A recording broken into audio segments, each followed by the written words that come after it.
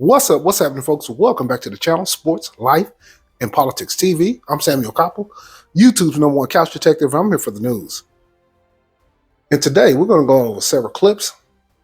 And the first clip we're going to be going over is Carlee Russell.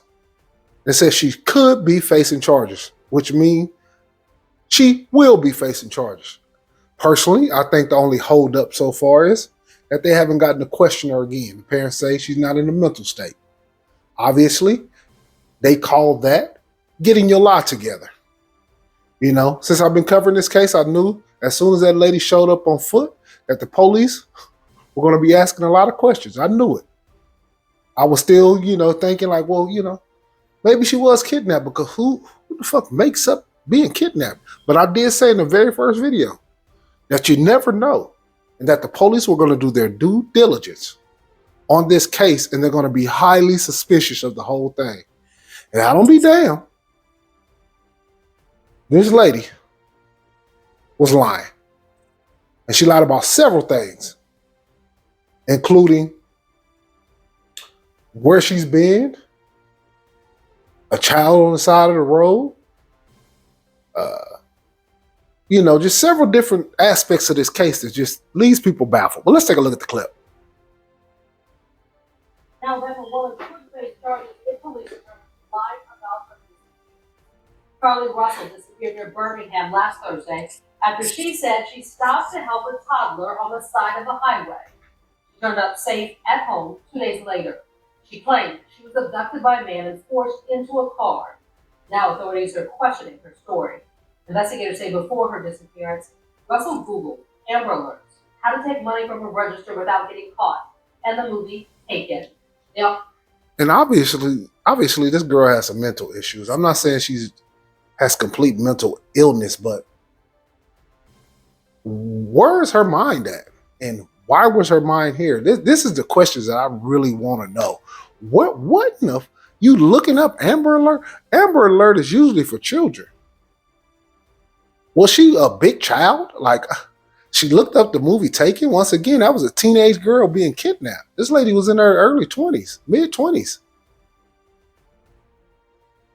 I mean, how to steal money out of a register without getting caught? Lady, they got cameras on every register in America nowadays. I mean, that's why I say this lady had to have some. I ain't saying she had complete mental illness. I don't think she did. I heard the 911 call. She sounded like a person who had it together somewhat.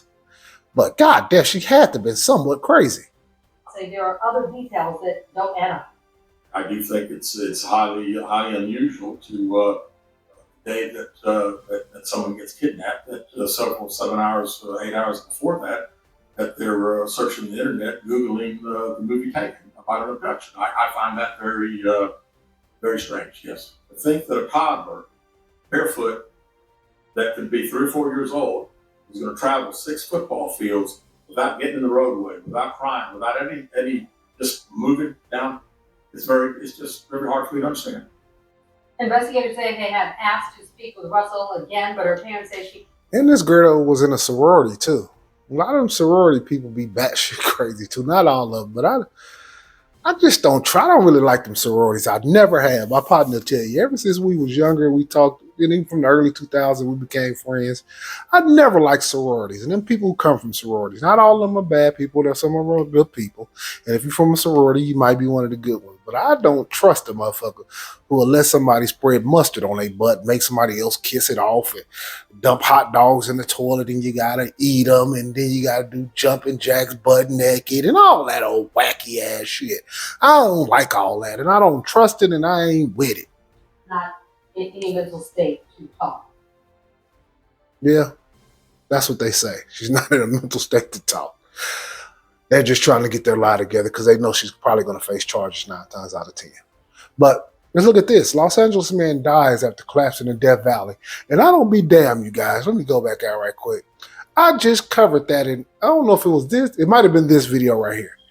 I covered that Death Valley shit. And I said in that video, why in the hell do white people, and I know not all, But why do white people like to do this extreme shit of jumping out of perfectly good working airplanes, going to the bottom of the goddamn ocean, and then walking in Death Valley when it's 131 degrees? If you die in those type of scenarios, it's hard for me to feel empathy for you. God damn. Who wants to walk in Death Valley? I can see you going out there, you want to take a picture by the little degree sign and you hop back in the AC. I can understand that. Would I do it? Absolutely not. But do I understand it to a small extent? Yes. But let's take a look at the clip, you guys. It looks like this sweltering heat baking much of the country isn't going away anytime soon. About 80 million Americans are under heat alerts from California to Florida. In Death Valley, a 71-year-old hiker from Los Angeles was found dead at a trailhead. Park rangers think heat was a factor. And I will say this, it could have been an Asian man, a Mexican man, or any other colored man. What that tell you for a fact? It wasn't a Negro, but I'm assuming it was a white man. Because a lot of times with these type of trails and shit, majority of the time, I would say 90% of the time, if you're a white man, why they go out there in this heat? He's 71 years old. He can have a heart attack watching fucking undercover TV show. He can die of a stroke at home. Who wants to go in 130 degrees in Death Valley? Some people are asking for it. You play stupid games, you win stupid prizes. Let's take a look at this next clip. Diver discovers giant oarfish off the coast of Taiwan. Now, I must admit, I'm a person who grew up watching all the nature channels, and I've been into all that as a kid. I've never heard of the oarfish. If I have, I most definitely have never seen it. But I remember even hearing of it. But this is a fish that looks extremely ominous. Let's take a look at this clip. Amazing discovery in the waters off the northern coast of Taiwan. An enormous deep-sea oarfish was spotted by divers. The creature's over 6 feet long. Wow. It was dotted with what appear to be giant bite marks. Now, the oarfish is known as a messenger from the sea god's palace. It's gained a reputation as a doomsday harbinger. So its local legend claims the oarfish appears just before natural disasters like tsunamis or earthquakes. Ain't that about a bitch? Do I believe in, that animals may have that, that animals have sixth sense? Absolutely. We know that for a fact. Could it be a tsunami or earthquake or a major natural disaster that's coming towards that area? Highly feasible. Hey, one thing we will get to see, is this true? And if it holds up. It's the next clip. Trending now, 54th anniversary of Apollo 11 moon landing. Me personally, I don't think they ever been to the moon, but I'm willing to be proven wrong. But let me give a small explanation on why I don't believe in the moon landing. Around the Earth, they have a belt of radiation called the Van Allen belt. If you want to look it up and Google it, you can. It's called the Van Allen belt. In the Bible, it's known as the firmament. That means that human beings can't get out of it. Now, NASA has said time and time again, they have to find a way to get past the Van Allen belt. So if you can't get past the Van Allen belt, how the hell do you get to the moon? That means they never went. Now, every 10 years, they say they're going back to the moon. Now they're saying they go back to the moon in the 2030s. When I was younger, they was going in the 2020s. Early 2000s, we're going to go in about 2024. Then we get to close to 2024. You know what? We're going to go in 2033. You get close to 2033. You know what? I think 2050 sounds real damn good. Get the hell out of here. Now, like I said, I could be wrong. I'm one of them people that I don't mind being proven wrong. Nobody's right all the time. We all can be learning. Things can change your mind. There can be something that's factual going on that can prove what you've been thinking your whole life is wrong. You grow up a lot of times, you think, hey, I thought I knew this, but then you realize I didn't know that shit. I thought I knew. But let's take a look at this small clip.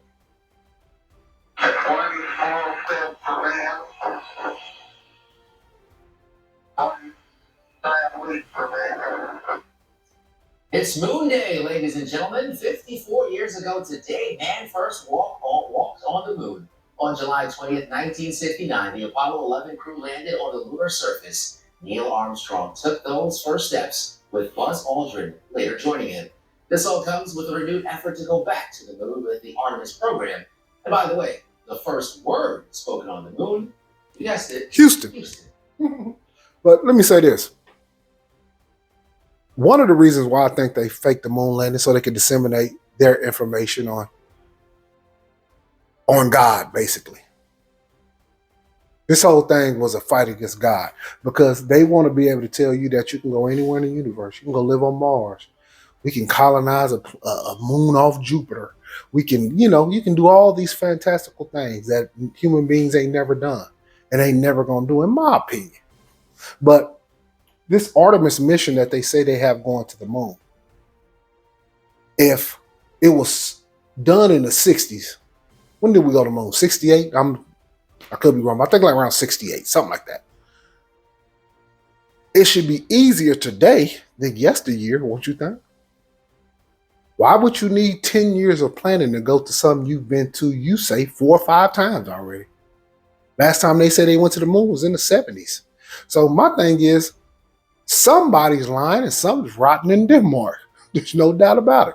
But, I'm not here. You can believe what you want to believe. I'm just giving you my synopsis, my opinion and my synopsis. Let's take a look at this. Bruce Lee legacy survives 50 years. No, I say survives 50 years on.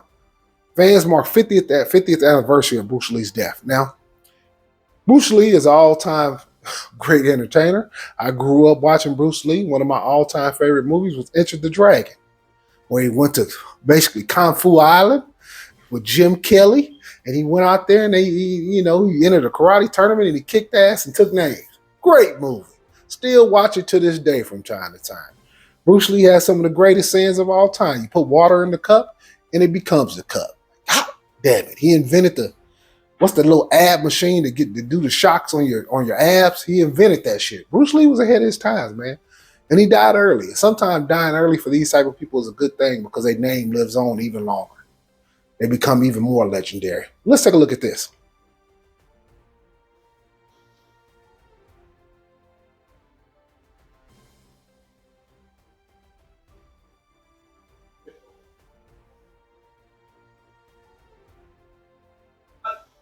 And they actually have him in the water. How fitting. That's very fitting that they got Bruce Lee in the water. Chairperson of Hong Kong Bruce Lee Club. After 50 years, friends from all over the world, as you can see, I'm just so touched.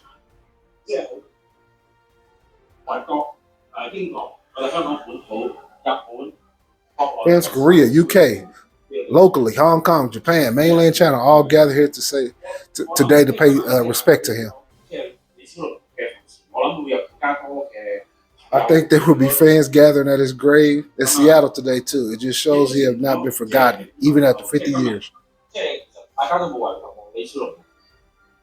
Look at this Bruce Lee. Lord have mercy. That looked like the fentanyl version of Bruce Lee. What in the nunchucks is going on out here? Oh, man.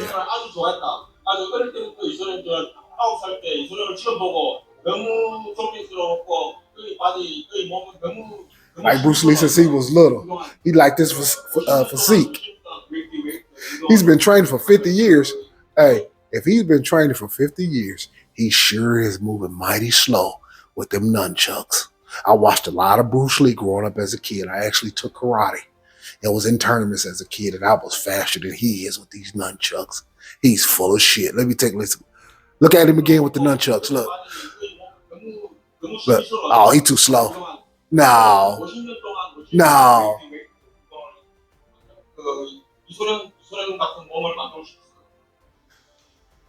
Hey, I ain't had a pair of nunchucks since 86, and I can do that. Get out of here, fentanyl Bruce Lee. Only in mainland China. Unbelievable. Take a look at this next clip. Details. No, I don't want to go to that. This is the clip I want to go to. Biden, $10 million bribe file released. Now, Joe Biden and his son Hunter Biden are two of the sloppiest human beings on the planet. And all of this stuff coming out is on Biden. It's a miracle that the mainstream media is not covering it how they're supposed to be. That's how you know all these people are in cahoots together. But let's take a look at this clip. A bombshell FBI informant file containing a $10 million bribery allegation against President Biden and his son was released Thursday. Nikola Zlochevsky, the owner of a natural gas company, Burisma Holdings, told the FBI informant in 2016 while meeting at a coffee shop in Vienna that it cost $5 million to pay one Biden and $5 million to another. You know what that sound like when they say it costs $5 million to pay one Biden and $5 million to pay the other Biden. You know what happened? Hey, when they was doing the negotiation, he said, "You know what? We need $5 million." He said, $5 million? Oh, that's nothing. That's good. $5 million for both of us. That's why when you're in negotiation with anybody, the last thing you do is say it's all good. We got it like that. No, he said $5 million. You said $5 million? That's it? Oh no, I meant for both of us. It's a real dope fiend shit, just like Hunter Biden. Hunter Biden is a real life dope fiend. This is a drug addict and a degenerate, and so is his father, is a pedophile, allegedly degenerate, allegedly low-life scumbag. 100% alleged facts. Biden, according to a redacted FD 1023 form, Zlochevsky allegedly claimed. Let me tell you this: that wife ain't no good either. She's in low life because she knows what her son is and she knows what her husband is. She knows what she married. Look, she probably ain't touched that man in 30 years, honestly. And Joe Biden probably ain't touched her in 30 years. And the last time they probably got her on was the last child they had. Believe you me, these people are together for convenience. They're not together because they really, have this real relationship. No, this is a business venture. Have 17 recordings of conversations with the Bidens, 2 of which involved Joe, as well as many text messages, and documents that are understood to be financial records of payments to the Bidens. Well, they got text messages, emails, pictures, recorded phone calls, every goddamn thing under the sun. Unbelievable. Just so sloppy. That's why I say they was on some dope fiend shit. Yeah, those drug addicts we dealing with. And me personally, it's like Biden is a Manchurian candidate at this point. That's a damn drone. That's a robot. That's an android. Let's take a look at this. Tornado damages Pfizer plant in North Carolina. Now, we know that Pfizer is a pharmaceutical company. And as far as pharmaceutical companies, it's at the top of producing some of the COVID vaccines. And they've been one of the most corrupt major corporations in America, getting away with making all type of drugs that hurt and harm people. But look how God works. Look how God works. Pfizer is assessing the damage from a tornado that ripped through its pharmaceutical plant in Rocky Mount, North Carolina on Wednesday. The EF3 tornado with 150-mile-an-hour winds tore open and collapsed the roof, scattering debris. There were no serious injuries, but there is concern that it could make America's drug shortage worse. The plant, which employs more than 2,000 workers, produces drugs that are injected through an IV, including anesthesia and other medications for surgery. Well, I can tell you this. There'll be another company that steps right in. There's no doubt about that. But sometimes these people have the market cornered off and they have their shit patent and you can't copy it that fast. So you never know. This could be hurtful or harmful to the actual medicines and stuff that they use on an everyday basis that aren't as harmful. But what about all the things they have made that are super harmful over the years? Because every pharmaceutical company, they have money put aside for lawsuits and major lawsuits, buddy. Big lawsuits. So if they make $10 billion off a certain medicine, they have $500 million put away for the lawsuits. When the people come back knocking on the door, say this made me sick as a dog, or my auntie and uncle died, or my mama leg fell off, or whatever, or my cousin kissed his lips and the lips came off with the kiss. All that old wacky ass shit. But that was a few clips I wanted to go over today, you guys. Appreciate you guys tuning in. Appreciate all the support. This has been Sports, Life, and Politics TV. I'm Samuel Koppel, YouTube's #1 couch detective. I'm here for the news. Hit that like, hit that subscribe. I just took your ass on an oarfish. It's predicting doomsday ride. Peace.